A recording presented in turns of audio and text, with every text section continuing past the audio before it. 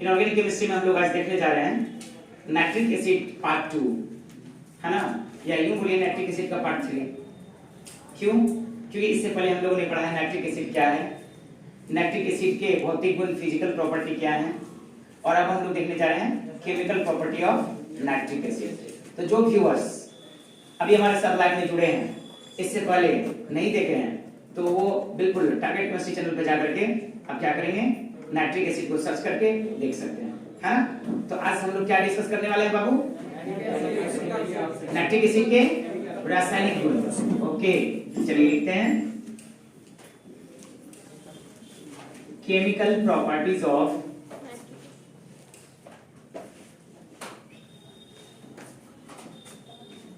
Nitric acid. Nitric अम्ल के रासायनिक गुण।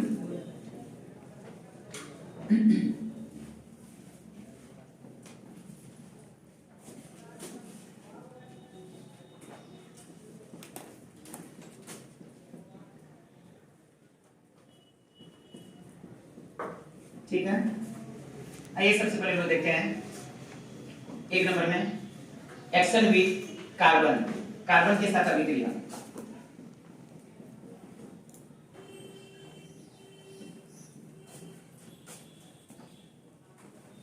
एक्शन विद कार्बन, कार्बन के साथ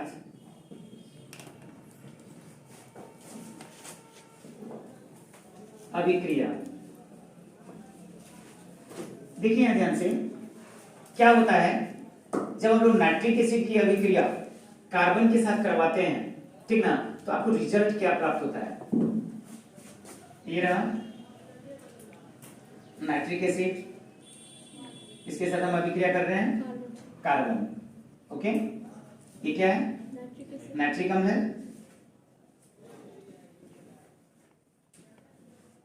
और इसके साथ हम किसकी अभिक्रिया कर रहे हैं, कार्बन की। इसे हीट कर दीजिए, ठीक ना। देखिए आपको यहाँ पे क्या बनता है, H2CO3 कार्बोनिक एसिड इसे बोलेंगे, हाइड्रोजन कार्बोनेट या कार्बोनिक एसिड। इसके साथ नाइट्रोजन डाइऑक्साइड गैस और जल बनते हैं। क्या क्या बना आपको, तीन प्रोडक्ट आपको बन रहे हैं। एक हो गया H2CO3, ठीक ना, ये देखिए हाइड्रोजन है, कार्बन है, ऑक्सीजन है, हाइड्रोजन कार्बन ऑक्सीजन, ये ठीक ना कंबाइन करके बन गया हाइड्रोजन कार्बोनेट, ठीक ना। ऐसे भी जब पानी में आप क्या करते हो, कार्बन डाइऑक्साइड को घुलाते हो प्रेशर पे, हाई प्रेशर पे, तो घुलने के बाद उसमें से कुछ हिस्सा जो है कन्वर्ट कर जाता है कार्बोनिक एसिड में। जैसे थम्स अप, कोको कोला, जो भी कोल्ड ड्रिंक है, बेवरेज, पेय पदार्थ, उसमें आप देखेंगे, ठीक है ना, बहुत हाई प्रेशर पे उसकी जो बोतल होती है, बोतल जो होती है बहुत मजबूत होती है। थम्स अप वगैरह की जो बोतल होती है क्या होती है, काफी मजबूत होती है। हाई प्रेशर पे उसमें कार्बन डाइऑक्साइड गैस को घुलाया रहता है, ठीक ना। जैसे आप उसके ढक्कन को हटाते हो, तेजी से देखते हैं बुलबुला के रूप में वो गैस क्या होती है, बाहर निकलती है। यस, तो कुछ उसका जो है कार्बन डाइऑक्साइड का हिस्सा जो जल में घुल जाता है ना, ठीक ना, घुल करके बना देता है कार्बोनिक एसिड। फिर ये टूट करके जल एवं कार्बन डाइऑक्साइड में कन्वर्ट हो जाता है। तो ये देखिए, इसको लिखेंगे कौन सा, ये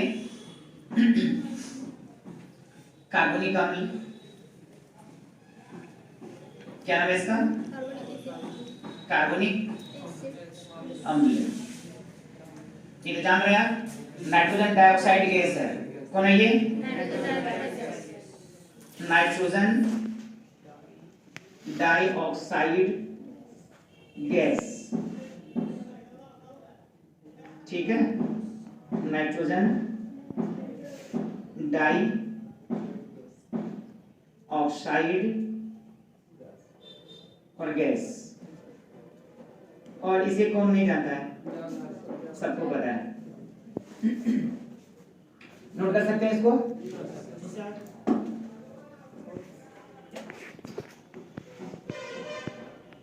इसे लिख लीजिए, और फिर इसका हम लोग भाषा देख लेते हैं, लैंग्वेज देख लेते हैं। सबसे क्वेश्चन इस तरह से आपको पूछा जाता है, what happens when nitric acid is pass through carbon. क्या होता है जब नाइट्रिक अम्ल को कार्बन से गुजारा जाता है, ठीक ना, या कार्बन के पाउडर पे जब नाइट्रिक अम्ल को, ठीक ना, डाला जाता है तो क्या बनता है, एक ही बात है, ठीक ना। आप देख रहे हैं कार्बनिक अम्ल, नाइट्रोजन डाइऑक्साइड गैस और जल बनते हैं, ठीक ना। तो चलिए भाषा लिखते हैं हम लोग, लिखेंगे when nitric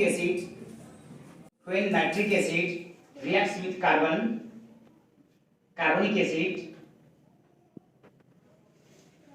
acid, nitrogen dioxide and water are formed। चलिए हिंदी में जो लिखते हैं हिंदी में लिखिए फटाफट। जब नाइट्रिक अम्ल की अभिक्रिया, जब नाइट्रिक अम्ल की अभिक्रिया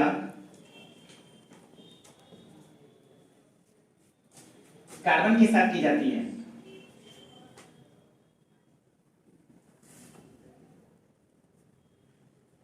जब नाइट्रिक अम्ल की अभिक्रिया कार्बन के साथ की जाती है तो कार्बनिक अम्ल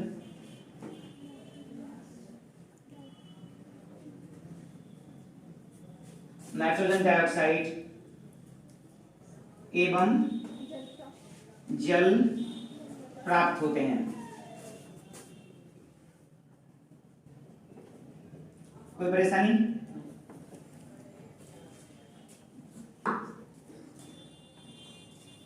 मतलब 2 नंबर में लिखते हैं एक्शन विद सल्फर, ठीक है ना, एक्शन विद सल्फर, सल्फर के साथ अभिक्रिया,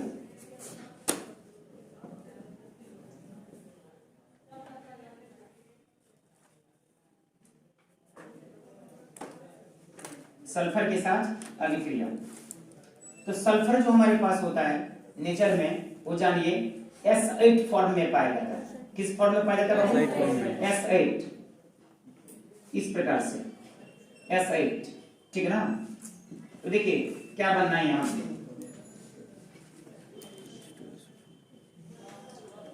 H2SO4। तो देखिए एक नया चीज आपने यहाँ पे देखा, सल्फ्रिक अम्ल यहां से भी प्राप्त कर सकते हैं, ओके, बाकी सारा कुछ रहेगा। ये क्या है? सल्फ्यूरिक एसिड, सल्फ्यूरिक अम्ल, नाइट्रोजन डाइऑक्साइड एवं जल। जब नाइट्रिक अम्ल की अभिक्रिया किसके साथ? यस, सल्फर के साथ की जाती है तो क्या बनती है? सल्फ्यूरिक अम्ल, नाइट्रोजन डाइऑक्साइड एवं जल प्राप्त होते हैं। When nitric acid reacts with sulfur, when nitric acid reacts with sulfur, okay, sulfuric acid, nitrogen dioxide and water are formed। लिखिए ना,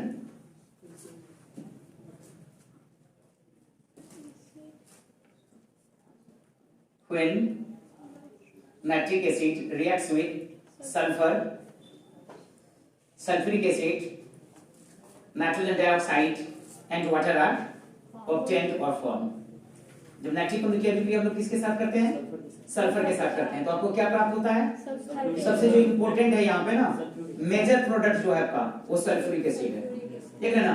आगे आप पढ़ोगे कांटेक्ट प्रोसेस, हिंदी में उसको बोलते हैं हम लोग संपर्क विधि। तो संपर्क विधि के द्वारा हम लोग क्या प्राप्त करते हैं? सल्फ्यूरिक एसिड प्राप्त करते हैं, है ना। अब देखो दूसरा आपका यहाँ प्रोसेस आ गया जहां से हम लोग सल्फ्यूरिक एसिड को अचीव कर सकते हैं, प्राप्त कर सकते हैं, है ना। क्वेश्चन ऐसे भी घुमा करके पूछा जाता है, थोड़ा सा ऐसे ट्विस्ट करके पूछेगा, what happens when nitric acid is pass through sulphur powder. क्या होता है जब नाइट्रिक अम्ल को सल्फर के चूर्ण से होकर के गुजारा जाता है? तो समझ सकते हैं सल्फ्यूरिक अम्ल बनती है, साथ साथ nitrogen gas, nitrogen dioxide gas बन करके उड़ जाती है और जल भी प्राप्त होते हैं, है ना। ठीक है, 3 नंबर में आइए, देखते हैं एक्शन विद फास्फोरस। हमें तो थोड़ा सा मिटाने से काम चल जाएगा, लेकिन आपको तो समझना है और लिखना भी है। एक्शन विद फास्फोरस, जो लोग हमारे साथ न्यू में मतलब न्यूली जुड़े हैं, रिसेंटली जुड़े हैं, अभी तुरंत जुड़े हैं, हाल में जुड़े हैं, उनको मैं बता दूं, ठीक है ना, कि आपकी एग्जाम चल रही है कहीं कहीं, ठीक ना।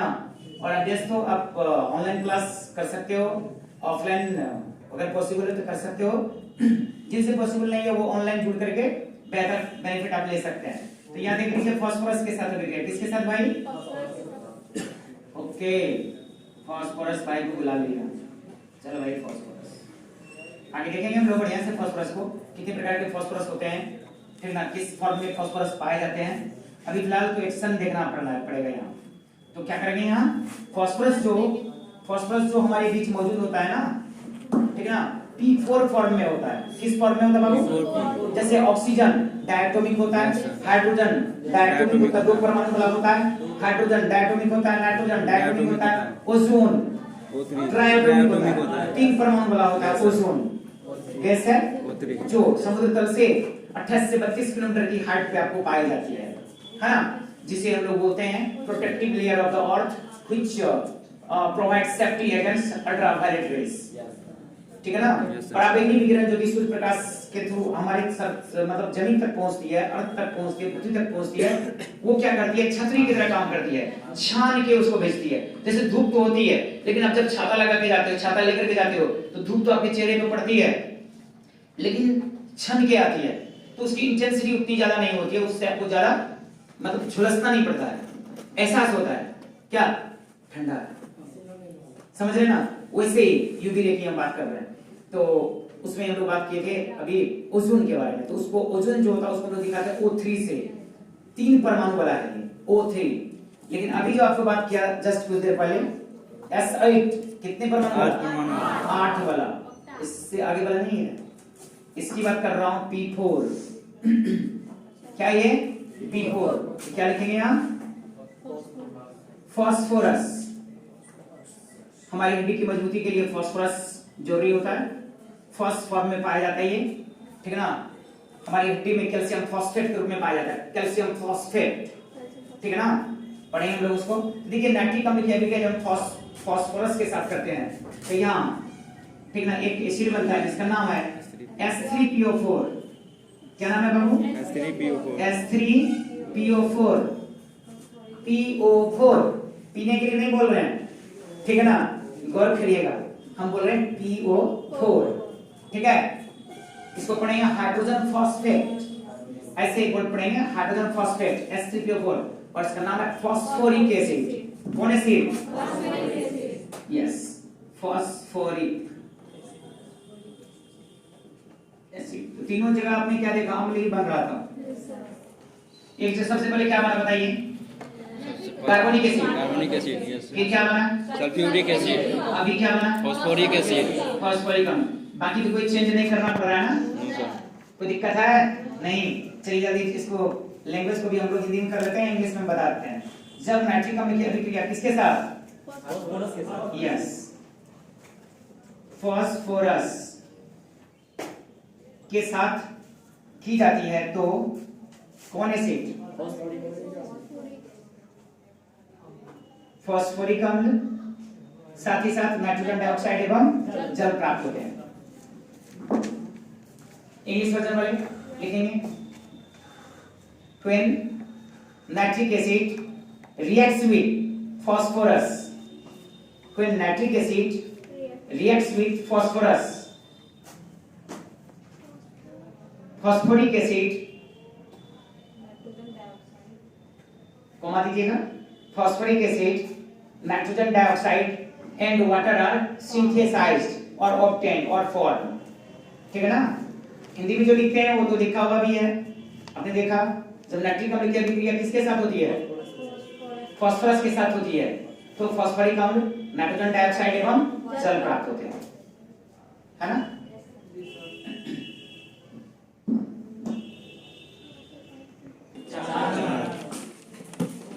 लिखिए नेक्स्ट हम लोग देखते हैं एक्शन विद मेटल, धातु धातु के साथ अभिक्रिया,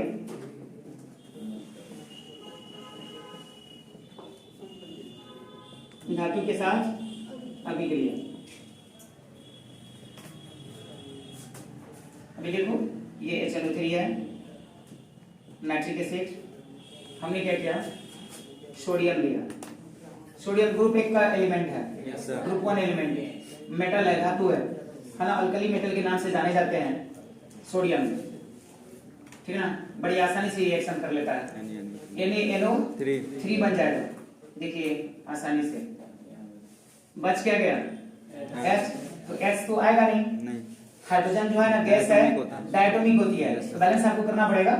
बाकी तो यहाँ आ जाएगा सोडियम नाइट्रेट NaNO3, ठीक है ना। अब प्लस क्या H2 गैस, ये हाइड्रोजन गैस को क्या करेगा, ये रिलीज करेगा, ठीक है। नेक्स्ट देखिए HNO3 हमने क्या किया, यहाँ मैग्नीशियम लिया, ठीक ना, क्या बन जाएगा, बोलो, मैग्नीशियम नाइट्रेट, ठीक है। ये देखो तो ध्यान में रहे आपको, मैग्नीशियम जो है, मैग्नीशियम ग्रुप 2 का एलिमेंट है, बेमक्का सरबारा, है ना, पेट मुलाकात हुई है ना आपकी, बेमग का शर्बारा,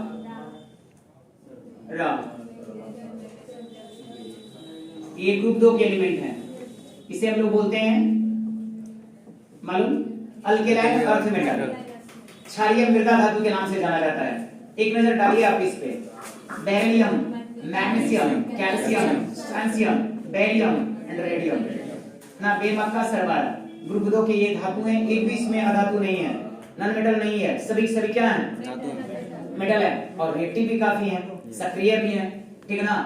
अब यहाँ पे देख लो, जैसे यहाँ से मैंने किसको लिया है, मैग्नीशियम, इन सब की अगर बात करें टोटल का टोटल ग्रुप में, ऊपर से नीचे जाइए या नीचे से ऊपर जाइए, दो चीज में कोई अंतर नहीं आता है, मालूम हो क्या, वैलेंसी और वैलेंस इलेक्ट्रॉन, संयोजी इलेक्ट्रॉन एवं संयोजकता में कोई अंतर नहीं आता है। अब जैसे देखिए आप बेरिलियम, एटॉमिक नंबर 4 होता है इसका, 4, तो बेरिलियम का 4 आ गया, 1s2 2s2। अब देख लो फर्स्ट ऑर्बिट के s ऑर्बिटल में इलेक्ट्रॉन कितने हैं, 2, सेकंड ऑर्बिट के s ऑर्बिटल में कितने हैं, 2। अगर आप इसको इस तरह से चेक करो, दिखाओ शेप में, आकार में, एटॉमिक साइज को दिखाएं हम थोड़ा सा, तो इसमें दिखाएंगे ऑर्बिट के रूप में, तो 2 इलेक्ट्रॉन, इसमें भी कितना, 2, ये क्या हो गया, वैलेंस इलेक्ट्रॉन, है ना। नंबर ऑफ इलेक्ट्रॉन अवेलेबल और present in atom's orbit of any atom that is said to be valence electron. किसी परमाणु के सबसे बाहरी कक्ष में जो इलेक्ट्रॉन होता है उसको हम लोग कहते हैं संयोजी इलेक्ट्रॉन। कौन इलेक्ट्रॉन बाबू, संयोजी। यही वो इलेक्ट्रॉन है जो बॉन्डिंग में भाग ले सकते हैं, बंधन निर्माण में भाग ले सकते हैं, इसलिए इसको हम लोग क्या बोलते हैं, संयोजी, मतलब कैपेबल है बॉन्ड फॉर्मेशन करने का, यानी बंधन बना सकता है 2। अब एक बार चेक कर लो, मैग्नीशियम ले लें, देखिए सेम आएगा, 12 एटॉमिक नंबर परमाणु संख्या 12 बार 1s2 2s2 2p6 3s2, 2 2 4 6 10 2 12, first orbit के ऑर्बिटल में 2, सेकंड में देखिए 8 और थर्ड में देखिए 2। अगर आप इसको चेक करो ऐसे बना करके ऑर्बिट के फॉर्म में 2 8 2, देखिए आप यहाँ बेरिलियम का 4, मैग्नीशियम का, बेरिलियम में कितने ऑर्बिट हैं, ध्यान से देखिए, बेरिलियम में कितने ऑर्बिट, 2।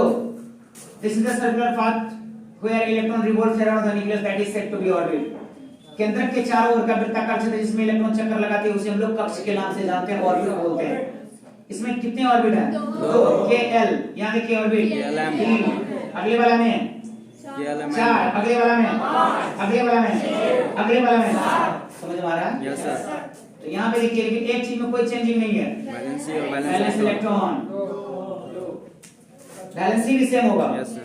2 इलेक्ट्रॉन को ये लूज करेगा, त्याग कर देगा, तो बन जाएगा किसकी तरह, हीलियम की तरह।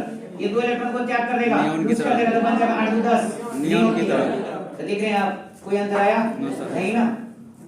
तो मैग्नीशियम का वैलेंसी कितना हुआ, 2, ठीक है ना। और नाइट्रेट जो है, नाइट्रेट थोड़ा सा इधर हम लोग मूव करें, नाइट्रेट NO3 बोलते हैं, ये कोई कंपाउंड नहीं है, ये कंपाउंड का हिस्सा है, पार्ट है, जिसको हम लोग बोलते हैं रेडिकल, हिंदी में बोलते हैं इसको मूलक, मूलक दो प्रकार के होते हैं रेडिकल, एक को बोलते हैं हम लोग पॉजिटिव रेडिकल, एक को बोलते हैं नेगेटिव रेडिकल, है ना। जिस पे प्लस चार्ज रहता है उसको बोलेंगे प्लस वाला धन मूलक, और जिस पे माइनस रहेगा उसको ऋण मूलक। अब जैसे देखिए किसी के साथ हम बात कर रहे हैं, हमने कोई भी कंपाउंड का नाम बोलो, इसको छोड़ करके फिलहाल जो बनेगा जो पहले से बना हुआ है, ठीक है ना, कोई भी अदर जिसमें NO3 हो। अभी भी तुरंत आपने देखा है सोडियम NaNO3, इससे बढ़िया क्या हो सकता है NaNO3, दोनों को हम अलग कर लें थोड़ा सा, ठीक है ना। तो देखिए Na विद्युत धनात्मक एलिमेंट है, विद्युत धनात्मक तत्व है, इलेक्ट्रोपॉजिटिव एलिमेंट है। सोडियम का परमाणु संख्या एटॉमिक नंबर 11, एक इलेक्ट्रॉन को त्याग करेगा, नियॉन की तरह बन जाएगा, इसलिए एक इलेक्ट्रॉन को त्याग करता है, इसलिए इस पे कितना चार्ज +1, इस पे आएगा +1, इसका उल्टा -1, NO3 पर -1। समझ में आया? 1 नहीं भी देंगे तो चलेगा, तो +1 -1 यानी Na पे कितना प्लस, NO3 पे क्या चार्ज आएगा माइनस, तो कितने माइनस 1, है ना। समझ में आया? तो नाइट्रेट, इसको पढ़ेंगे नाइट्रेट आयन, तो नाइट्रेट का संयोजकता कितना होगा, चार्ज कितना होगा 1, ठीक है ना। इस और यहाँ पे मिल्क कौन रहा है इसके साथ मैग्नीशियम, तो देखिए यहाँ पे फॉर्मूला क्या बनेगा MgNO3, मैग्नीशियम का वैलेंसी कितना 2, जितना वो त्याग करता है, यस सर, और नाइट्रेट 1 क्या करेगा, ये चेंज कर लेगा, एक्सचेंज कर लेगा, Mg1NO3 होल 2, NO3 का 2, है ना। तो फॉर्मूला बन गया MgNO3 होल 2, अब प्लस पहुंचे हाइड्रोजन गैस को ये क्या करेगा रिलीज करता है। कोई परेशानी? तो क्या देखा आपने, जब नाइट्रिक अम्ल के साथ, ठीक है, सक्रिय धातु की अभिक्रिया होती है तो लवण बनते हैं, साल्ट बनते हैं, है ना, साथ साथ क्या बनते हैं हाइड्रोजन गैस को रिलीज करते हैं। नोट कर लीजिए इसको, अच्छा लिख लें, when nitric acid reacts with, language में लिख लीजिए पहले, when nitric acid reacts with active metal, active या रिएक्टिव मेटल, एक्टिव और reactive metal, metal nitrate and hydrogen gas are obtained, metal nitrate and hydrogen gas are obtained। Hindi में बोले, चलो लिखो, जब नाइट्रिक अम्ल की अभिक्रिया, क्या बोलेंगे बाबू, जब नाइट्रिक अम्ल की अभिक्रिया सक्रिय धातु के साथ की जाती है,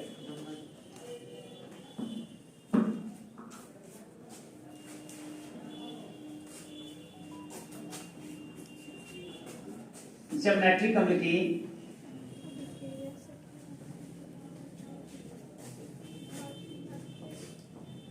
अभिक्रिया किसके साथ, सक्रिय धातु के साथ की जाती है, सक्रिय धातु का मतलब समझ गया, हाँ, ग्रुप 1 या ग्रुप 2 के एलिमेंट हम लेंगे, सक्रिय धातु के साथ की जाती है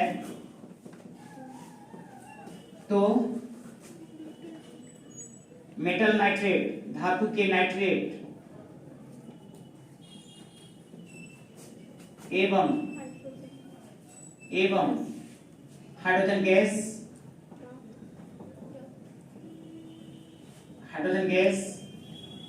प्राप्त होते हैं।